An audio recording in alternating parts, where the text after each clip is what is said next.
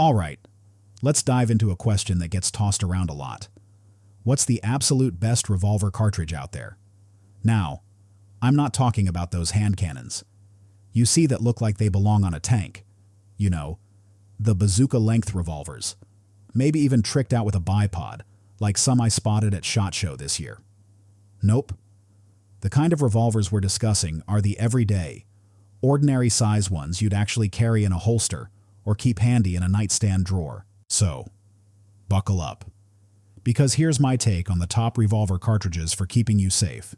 We're going to stick to the popular stuff, the rounds you see from all the major gun makers. If you like where this is going and want more no-nonsense talk about guns and gear, hit that like button and subscribe. It really helps us keep bringing you this content. The Old Faithful 38 Special. First up, the 38 Special. This round has been doing the heavy lifting in defense and for law enforcement longer than any of us have been drawing breath. And the reasons folks keep choosing it? Well, they're practically endless, or legion, as some might say. It's got enough punch to get the job done, and the recoil just about anyone can handle it, which is a huge plus. Pretty much every company that builds a double-action revolver makes one chambered in 38 Special, in all sorts of setups, and every single ammo manufacturer out there offers loads for it. Now, if you think the standard ballistics are a bit on the anemic side, and your revolver can take the heat, you can always step it up to plus P loads. Whether you're looking for a little snub nose for concealed carry or a solid mid-size wheel gun for around the house, it's almost impossible to go wrong with the 38. If you want a top-tier recommendation, the Gold Dot Short Barrel Personal Protection 38 Special Plus P is a leader in its class. But don't overlook the Winchester Defender. That's another fantastic choice. It also pushes a 130-grain jacketed hollow point bullet in a plus P loading and has built a rock-solid reputation as a go-to for police backup guns all over the country. That bullet is smartly designed and performs consistently well, making it something I'd absolutely trust in my own firearms. The all-around champ 357 Magnum. Next, the 357 Magnum. If you ask me, it'd be tough to argue that this isn't the most versatile defensive cartridge we've got. Sure, if you stuff it into a lightweight, short-barreled gun, it definitely lives up to that Magnum name and can be a real handful. Snappy is an understatement. In my old Ruger Red Hawk, which is all steel. The 357 recoil is manageable, though I wouldn't want to shoot magnums through it all day long. But put those same rounds in a super lightweight alloy frame gun of the same size. Yeah, I think I'd pass on that experience. The real beauty of the 357 Magnum, though, is that you can find guns chambered for it in so many different barrel lengths and frame materials. And with a little bit of trigger time, most people can comfortably handle the longer, heavier guns shooting full-power 357 loads. Now, I'm not a huge fan of the whole buy a 357 practice with 38s, then load it with 357s for defense routine. But I know plenty of people do it, and the gun's ability to shoot both is what gives it that amazing versatility. That flexibility is precisely what makes the 357 Magnum such a stellar choice. For ammo, Speer makes an excellent 135-grain Gold Dot GDHP in 357, and that'd be my top pick because of how well it holds together in the target. Hornady also has a 135-grain Flex Lock bullet in their critical duty line that should do a fine job too. The heavy hitter 44 Magnum. Let's talk about the big boy, the 44 Magnum. Cooked up back in 1950 by the legendary Elmer Keith and made famous decades later by Dirty Harry and that iconic Smith & Wesson Model 29. The 44 Magnum is a serious powerhouse for both hunting and self-defense. But be warned, this thing kicks like an angry mule. Your choices for guns chambered in it aren't super extensive. However, when you remember that you can also shoot 44 specials in a 44 Magnum revolver, your options open up quite a bit. Still, if you have the choice, it's usually better to just get a revolver chambered in 44 Magnum from the get-go. It gives you more ammo flexibility down the line. If you end up shooting a lot of 44 specials through your 44 Magnum, the gun might feel a bit heavier than a dedicated 44 special revolver would be, but there's an upside. Those 44 specials feel like absolute pussycats when you fire them out of most 44 Magnums. Ammo options have definitely grown over the years, and you can find defensive-specific loads from brands like Hornady, SIG, spear, and others. There's absolutely no doubt that a direct hit from a .44 Magnum is going to neutralize a threat. And fast. The real challenge is that recoil.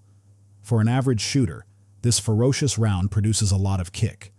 That recoil is going to send the barrel of your revolver skyward, meaning it's going to take you longer to get back on target for a follow-up shot. In other words, you really don't want to miss with a .44 Magnum. A miss can give your opponent way too much time to hit back. My personal pick for best all-around .45 ACP. Okay, now it's time to tell you what I genuinely believe is the very best all-around revolver cartridge. You ready for this? It's the .45 ACP. That's right. The good old .45 automatic Colt pistol is, in my book, the top dog for ordinary, everyday revolvers. Why? Well, its case capacity is just right for its bullet weight and how it performs, without having tiny amounts of powder rattling around in a huge case that was originally designed for black powder. It was the first revolver cartridge to be used with speed loaders. You know them as half-moon clips. And now we've got full-moon clips too, which are even better. And some guns can shoot it with outstanding accuracy. For folks who reload their own ammo, it's one of the easiest and most versatile cartridges to work with. Plus, it has a stepbrother, the .45 Auto Rim, which is basically identical except it has a rim on the case, if you prefer that over messing with clips. So, if you're shooting a .45 ACP revolver, you've got access to the massive variety of factory ammo made for that caliber, plus the few .45 auto rim loads that are still kicking around. Here's a little tip. Those CCI's .45 ACP shot shells come with a warning: do not fire in revolvers. So, unless you're into shooting black powder or just feeling super nostalgic, the .45 ACP is probably going to serve you best. The controversial can-do .410 shotgun shells. Now for something a bit more controversial, loading up your revolver with .410 shotgun shells. Revolvers chambered in .410 bore have been around for a good while, with over 30 years of different models to look at. Their rifled barrels tend to work best with shot shells, when you're shooting at distances from point-blank contact out to about 7 yards, depending on the specific ammo you're using, for getting rid of pests and dispatching venomous snakes at really up close and personal distances. One of these guns loaded up with birdshot is pretty hard to beat. I've also heard and read stories from folks who've used buckshot loads from these handguns to successfully defend against threats of the two-legged kind. If you're looking for a top-notch defensive load specifically designed for .410 revolvers like the Taurus Judge or the Smith & Wesson Governor, then the Hornady Critical Defense .410 is arguably one of the best out there. It delivers really effective shot patterns that can reliably put all its projectiles on a man-sized target at 7 yards. The Critical Defense .410 uses a pretty unique setup called the Triple Defense Projectile Column. This consists of two .35 caliber round balls sitting on top of a non-jacketed FDX slug. This whole package zips along at an impressive 750 feet per second, giving you some solid stopping power for defensive situations. The resurgent classic .45 Colt. Until fairly recently, the legendary .45 Colt round was mostly found in the hands of cowboy action shooters. Then, the Taurus Judge hit the scene. This double-action revolver, capable of firing both .45 Colt and .410 shot shells, really sparked a comeback for that grand old round.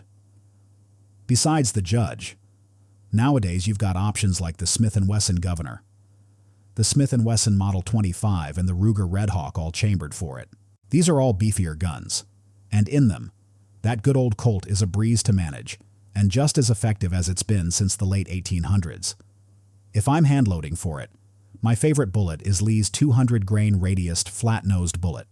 Loaded up with 6 grains of 231 powder, it ambles along at about 760 feet per second, with hardly any recoil to speak of. The little rimfire that could 22 LR in revolvers.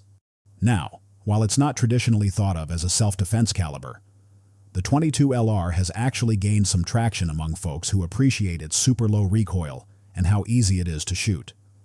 Let's be clear, it doesn't have the raw stopping power of the bigger calibers, but the 22 LR can still be effective in really close-quarter self-defense scenarios, especially if you can put those shots exactly where they need to go. Plus, The fact that 22 LR ammo is so affordable and easy to find makes it a really attractive option if you want to practice and train a lot without emptying your wallet. For an all-around load that's good on price and reliability, CCI Standard Velocity is one of my personal favorites. The fickle favorite, 44 Special. The 44 Special. This cartridge is the poster child for an on-again, off-again round. There are periods when everyone seems to fall in love with this old cartridge all over again, and suddenly ammo becomes widely available. Then, just as quickly, it seems to disappear as people move on to the next new thing. I've personally watched this cycle repeat itself several times over the years. The technical hurdle with this load is pretty much the same one. The 38 Special faces a lack of bullets that reliably expand the way you want them to, while still penetrating deeply enough. On top of that, there are very few documented defensive shootings with this caliber, which just makes it harder to get a clear picture of its real-world effectiveness. Right now, though, the 44 Special seems to be on again, and there are several loads out there worth taking a look at. My original recommendation, which came from talking to guys who hunt with the 44 Special, is still on the market, the 200-grain Winchester Silvertip. In a relatively small field of options, this round is still the top dog, though it's followed closely by the 200-grain Spear Gold Dot and the newer 165-grain Hornady Critical Defense. So, that's my rundown. What's your go-to revolver round? And why? Let me know down in the comments. And if this breakdown helped you out, or just got you thinking, please give it a thumbs up, share it with your buddies, and make sure you're subscribed with that notification bell clicked so you don't miss what's coming up next. Stay safe, everyone.